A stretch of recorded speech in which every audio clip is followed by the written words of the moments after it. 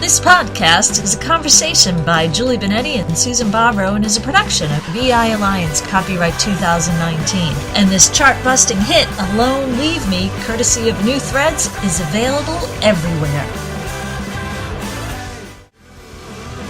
Lao Tzu, Tao Te Ching. We're looking at part 2, the stanzas 55 to 63. So, for 55, I got that a little story was going on here. Oh, with a lot of sarcasm. And to me it was like a semblance of, you're holding on to life. What is holding on to life versus the Tao? And that's actually the encounter with Tao is holding on to life. And looking at the naivety of just life as the symbol here is the newborn infant with no influence, no reactions, no knowledge, and a complete quintessential sense of peace. So, the infant is more able to experience the eternal and is able to be clear. And it's funny because as the description of all this is going on, it kind of stops short. And then at the end it says, for this is counter Tao, and counter Tao is close to the end. And the sense I got to that was that, obviously this is all an expression of what Tao is and how Tao, for all of Lao Tzu and what he's sharing for how Tao and being in the Tao and being in the way can be experienced and maintained in your life. And so with this one, the sense I got was just having a uniformity to life and being in the Tao. And so the only thing, because of course I go to questions, and so the first thing I saw was, whosoever holds fast to life's completeness is like a newborn infant. Poisonous snakes do not bite it, blah, blah, blah. What I got is whoever understands that life is complete on its own and that you're just participating on it. It's like a carnival ride. You get on it. It's going to go. It's going to turn. It's going to, do its own thing. The one who understands that, again, to what you said, just moves with the Tao. There's just it's a completeness on its own. But the question that I had is, because, I do believe, again, like we said, that the words have meaning. Life's complete. If you understand it, nothing can touch it. It says it does not yet know about man and woman, and yet its blood stirs. What do you think that means? Well, I think if you go further in the sentence, because it has abundance of seed, it's gathering the sense of a connection to the core, and yet not knowing who you are or what you are, you still exist and you have a connection to the core. Oh, so you're reading it as it does not yet know about, Sam and Joe and Mark and Mary and Sue and Jean and, it's just, it does as a, okay. Yep. Oh, okay. All right. Adam and Eve, physicality. Okay, because I was like, it says it does not yet know. I would actually go to the point of it doesn't get involved. It's just, it just sure. is. Okay. Yeah. And then when it says, but just before it says counter Tao, it says to apply one's strength to one's desire is called strong. When things have grown strong, they age. So to me, that growing strong and applying one's strength means to interfere once again. Right. Yep. I got that too. Cool. Yeah. All right. Heading to 56.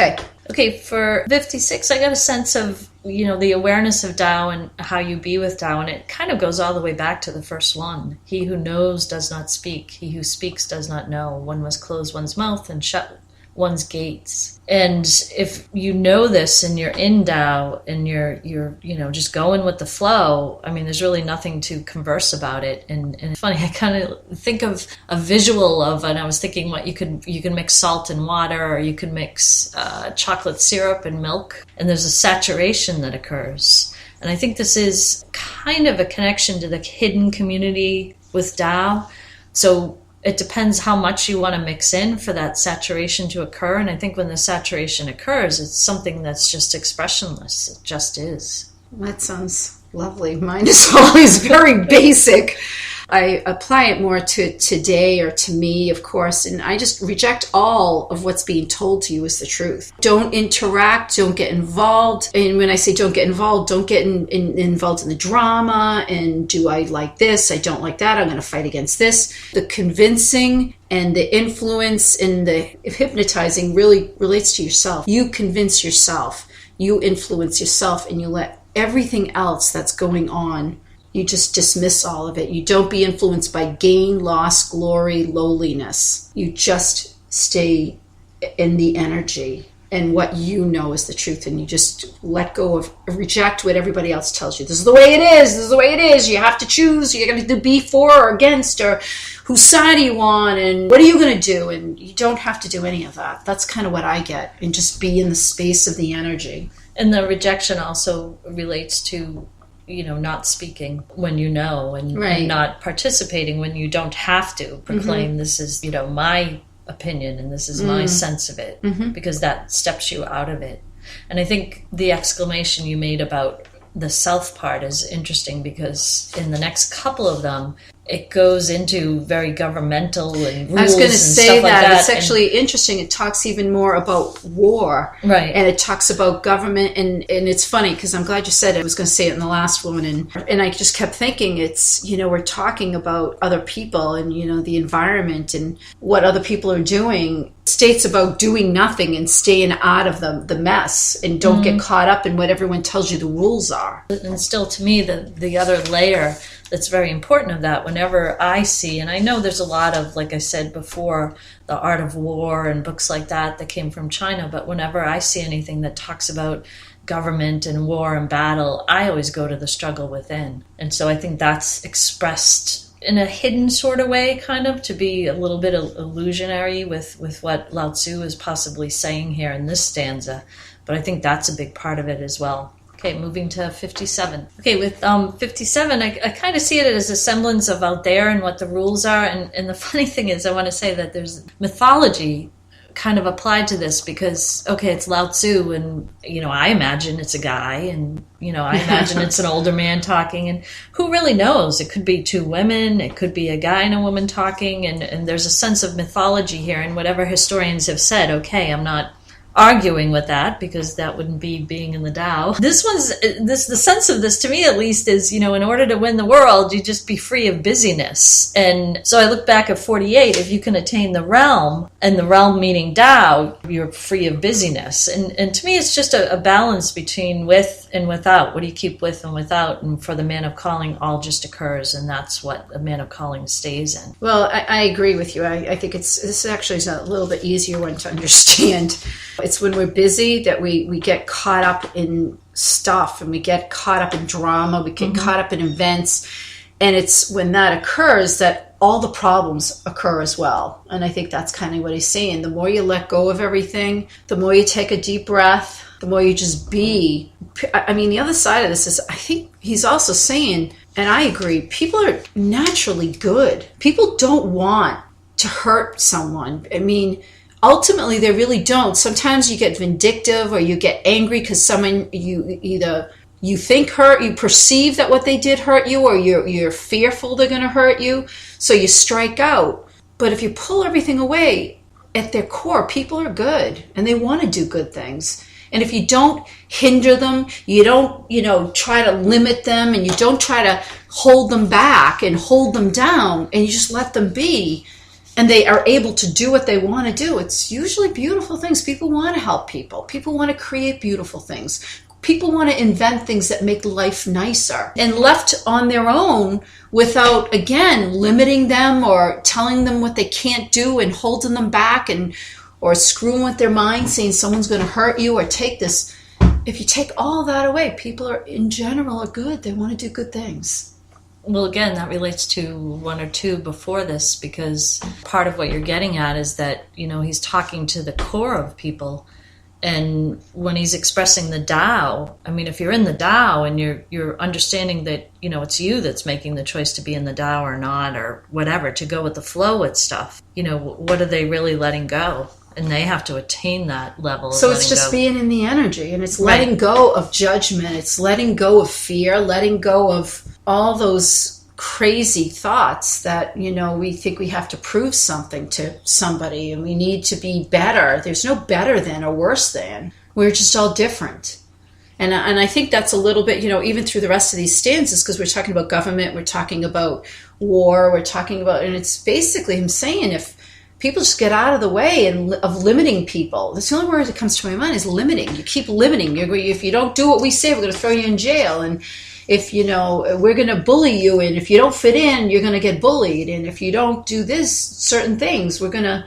Yet again, the true energy of it is going into the person themselves and what they're hearing and what they're telling themselves. And so even though other people are telling them stuff, it's to really, truly get out of that and be free of that busyness. You have to go, right. Go it's into an the dial and go it's with an the flow. individual person to Right. just go to the space of energy, right, and the space of, you call it Tao, and I know we're reading Lao Tzu, and that's how he terms it, but you can also relate it to God and in the universe and energy, and that's how I look at it. I try not to give it any particular specific name, and I try to just go to the energy. It's like if you just go into that space of energy, we're all different.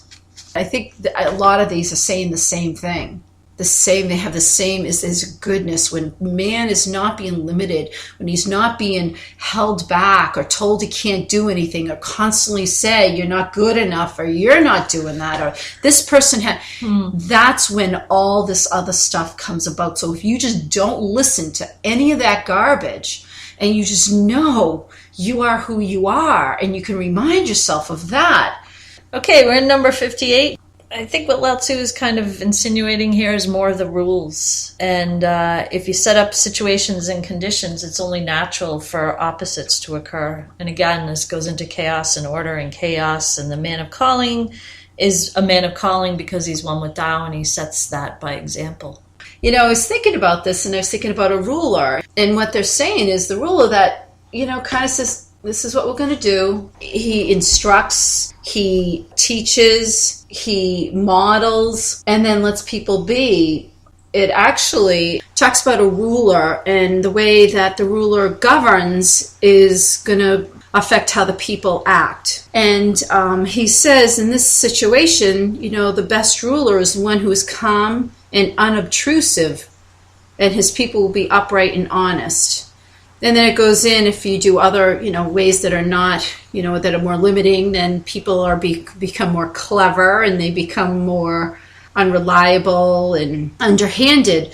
And it actually, you instruct, you teach, and you model, and then you allow people to be on their own and without getting involved in their business. And then it goes to what I said before about, again, when he talks about the man of calling, he sets an example without cutting others down to size. He's conscientious without being hurtful. He's genuine without being arbitrary. He is bright without being blinding. And I think this just goes to what I said in the last one as well, that people are good and they care, and they will want to do better for themselves and for others if left alone. But if, you become one of these other rulers who, dominate, and they're going to tell you what to do, you have the opposite effect. That's interesting. But I agree with all that, yet I also go into just the simple semblance of, in relation to rules and rulers, is that even for yourself or with others, if you set up situations and conditions, it's only natural that the opposite as possibility is going to occur. And so in that, what are you setting up for yourself? And again, are you entertaining yourself in chaos? Do you know how to be in chaos? Chaos is going to go to order and back again. That's science. So, as you said, with the man of calling, he works in Tao by being the example. And that's simply almost a commentary on rules and what rules do and don't do. And I agree. I just think that, it's interesting when this is so many layered, like really the only thing you can do to help others is to be an example. Okay, we're on number 59. 59. So I have a question for you. How would you define limitation in this? Yeah, so that's interesting. To me, limitation, because that's the word I highlighted. To me, limitation means like you don't bite off more than you can chew. That when there's nothing better than, I hate to use the word boundaries because it's got such a connotation to it, and people have an idea of, boundaries. Like it has to do with taking things in manageable chunks, and don't bite off, don't take more than you can handle. Don't try to do too much too soon. So the bottom line is that, the best thing to do is to handle things when they're small. They're much more manageable, instead of waiting until things get too big that they become this big, unmanageable, huge issue to conquer. And the gist of what I get from this one is, how do you keep the stay factor? And we talk about that all the time. But yet I think this whole one entails the stay factor, and that's what we call, how do you stay in that momentum? How do you keep with it? How do you keep with going with the flow when everything else intercedes? That's a great segue, sure. That makes perfect sense. And so for me, it was funny because when I read limitation, I thought, well, I don't get that it's moderation. He's not saying moderation. And you said you weren't completely convinced that it was boundaries. And I thought that was the closest word I could come to, yet it doesn't make sense because in a way, what I sensed he was saying is you decide at some point where you're going to take and what you won't take. And that helps you deal with how you move through Tao, and you just flow through it. And I think in making that decision and not going to any extreme, it helps you to stretch your understanding. And I think that's what he meant, redoubles the forces of life. You kind of stretch your understanding no matter what occurs, and you choose to rise to the occasion. And because, nobody knows our limits, we just keep on expanding.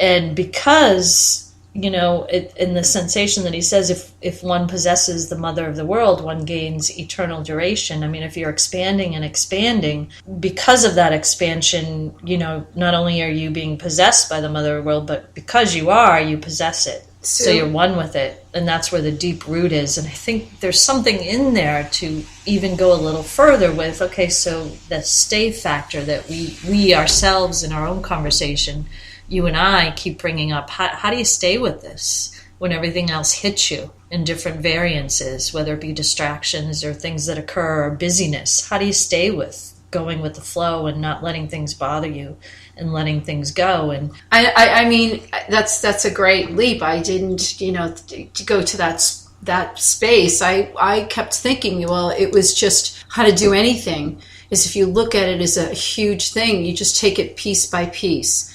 And if you're trying to do something, you just go with what's right in front of you and you just keep moving.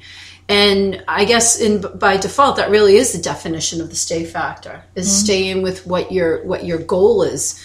And I think what he's saying is, if you have a big goal, a long-term huge goal, you just, if you don't achieve it tomorrow, then you don't abandon it. It's just you take steps towards it. Every day you take another step towards it.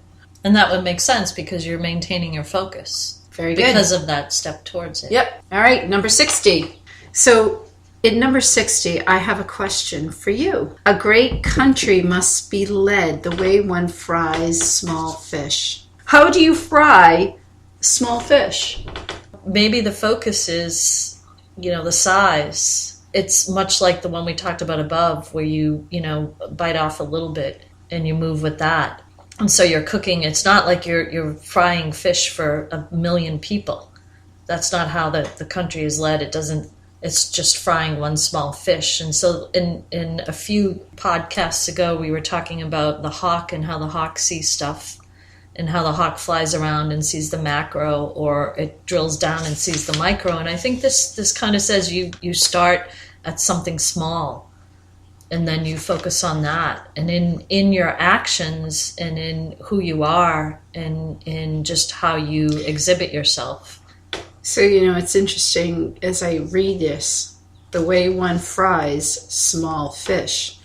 When you fry anything that's small, you just have to treat each piece as its own. You have to really still, there's not like one big piece of fish that you're cooking one big piece. Each one you have to look at individually and decide when it's done, when to flip it, when to turn it, to turn the heat down. If you move one in the middle, each one has to be looked at separately. Somebody really cool I worked with once told me, it's really exciting that you want to go out there and you want to talk to lots of people and share information and converse with a lot of people.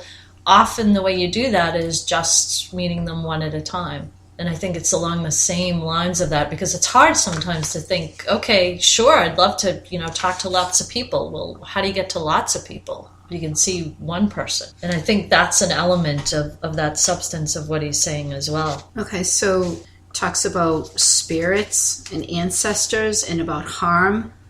Kind of the symbolism of this is yourself and your existence. And in yourself and your existence is obviously your spirit and your soul. And I think a beautiful way, which seems a little bit odd in here as well, is, how do you be with Tao? Well, when you're in the Tao, when you're in the way, when you're just going with the flow, you're with everything and everyone else that's going with the flow as well. And so that's a big connection to ancestors. And however man falls into place, he falls into his own place. And so there's a unification there, I think, that says that your connection, it's like a lot of people who go to look up their ancestors, to do their genealogy, and they find some connection. And that's, I think, what this is stressing. And once you have that understanding, that you're there with your ancestors and your ancestors are there, you're moving with the Tao and you get the eternity of it. Interesting. Moving to 61? Okay, for me, the vibration of 61 is maintaining steadfast to Tao. And this is a little bit different than the stay factor because, this could just be symbolism that associates with something I'm interested in. And I really get a sensation of the unconscious and the conscious being described here. By keeping itself downstream, a great realm becomes the unification of the world.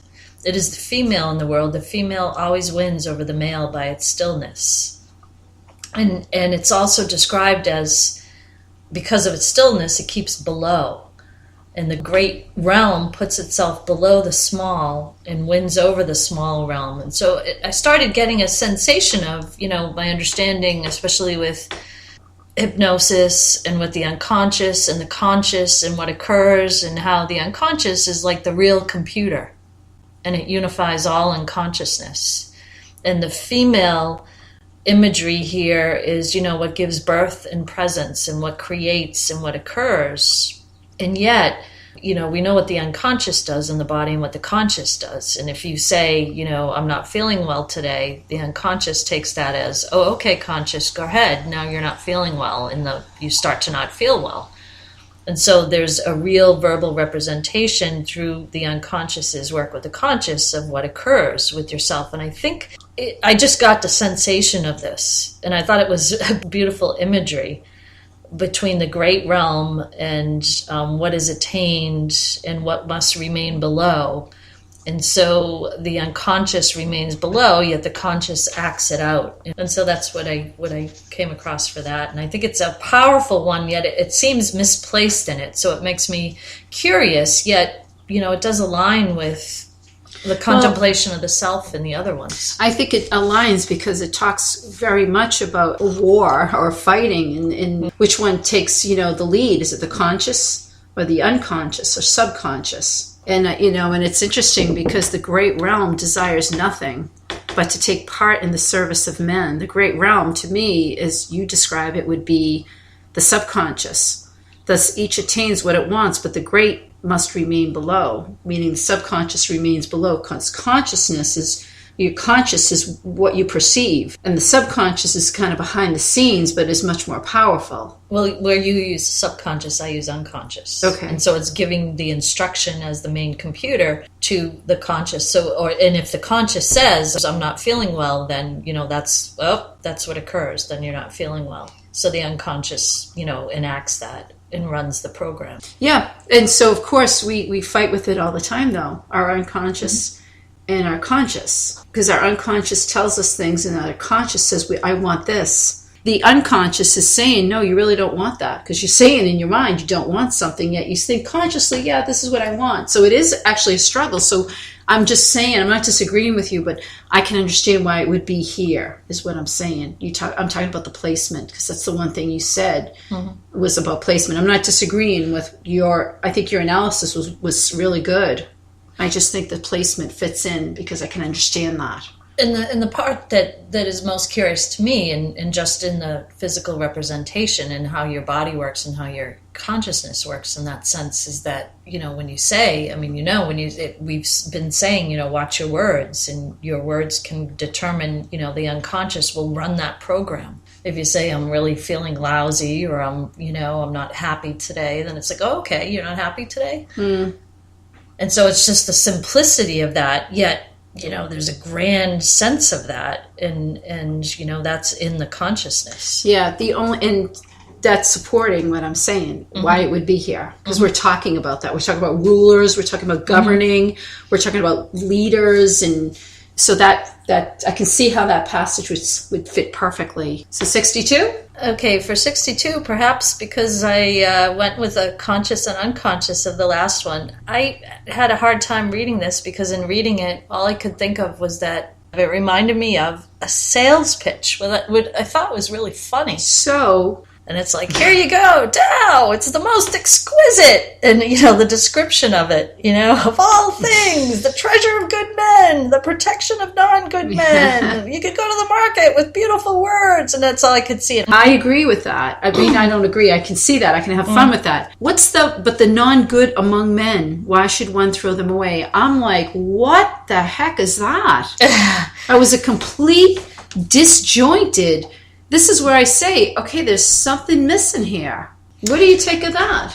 Well, I mean, it goes well with the pitch. If, you substantiate the familiar and you go to the pain points and you discuss everything upon everything, guess what happens? You bring in everybody and you bring in more sales. I mean, it's almost like a rhetorical hypnotic question. That is there really, an answer to that? What's that question you always say your dad would say? Do you still beat your wife? Is that it? It's like there's no answer. Yeah, there's no answer. There's exactly. You can't answer yes or no. Exactly. Exactly. So there you are. There's the question right there. So it's not really a question. It's like that's why you pass right over it. I don't know if you get a vibration on that. I think it is a sales pitch for the Tao. Okay. Because at the end, it is the most exquisite thing on earth. And it seems like it carries a derivative of all, attacking all demographics. Yeah, could be. 63. So with number 63, I get a sense of presence, yet in the expression of whosoever practices non-action occupies himself with not being occupied, finds taste in what does not taste. He sees the great in the small and much in the little. And I find it hard not to find the vibration of this simple sentence, all is not as it appears, with this. And for that same sense of non-action, you're not occupied, so you can see what you usually don't. And in being not occupied, you have an opportunity to experience what you usually don't. And I think that's the emphasis of seeing the great in the small and much in the little. And I think as it goes on further, on the next page, it kind of exemplifies that with more of those sayings. Do the great thing while it is still small. Everything heavy on earth begins as something light. Again, there's the dichotomy of the two extremes, yet there's something in the sense of if you get that one aspect, you can either see or experience even more because you got it or you got the lack of it, which is gives you a little bit of a headache. And in the sense, I mean, if the man of calling never does anything great, then he can complete his great deeds. It's a wonderful sentence that gives us all an excuse to sit on the couch, right? With our feet up. Yet there's something very powerful, and if you give consideration to difficulties, you shall never have them, which is almost not in the sense of preparation, but almost in the sense of, if you're focusing or you have some sensation of what those difficulties will be, I mean, it's almost like a saturation point. You can oversaturate if you're in the Tao, which a man of calling would be, to not have them because not that they're experienced, but they almost blend in and mix in with what would be experienced and what wouldn't, being the non-action. So that's a great vision with this. And I think to add to what you're saying, that, all is not what it seems. It's all about perception. It's really about perception, how you see it. The man of calling doesn't do anything great. He just does small steps to greatness. And actually, when he reaches what one would call the pinnacle of greatness, it was just a simple step for him. And most people just see that last step and say, wow, that was easy for him. And yet you don't know the 1,000 steps that led up to that. Each one was a step closer. Most people see that last step and say, oh, geez, that's all he did. And geez, look what he got. And I think, it's if you look at it as you're trying to do something huge, this goes back to what we said before too. It's just, if you just take one step at a time, and every step is a great step, then you could look at it as every step's a great step, or every step is just a step, right? However you choose to look at it. And all is not what it seems is certainly, again, it's all in how you look at it. Therefore, if the man of calling gives consideration to difficulties, he shall never have difficulties. It's almost like we talk about, I have to go food shopping. Goes food shopping. He doesn't say, I got to do food shopping, then I got to do this. It's like, just go food shopping. And then you come back. What's the difficulty? Oh, God, I have to clean the kitchen. Well, just go and clean the kitchen instead of piling it up and creating a big, hoopla. It's just do what you got to do. I think it's all is not what it seems. It's perception. It's how you look at it. Right. But the point in being the steps. I mean, it's not like you're taking baby steps. You're taking full steps, but you're taking a step, and it goes well along with the food shopping thing. If you think, there's going to be crowd, now you've already made more difficulties, and you've expanded in that rather than just go and do it. Gone and be done. And be done. And there's the Tao. So. All right, well, we're going to continue on. We're going to do, the next group is 64 to 72. Right, correct? in the next podcast. Thank you for joining us. Thank you for listening to this production from EI Alliance. Check out our Amazon authors pages for books and podcasts. Find New Threads music and their latest album on iTunes, Spotify, and newthreads.us.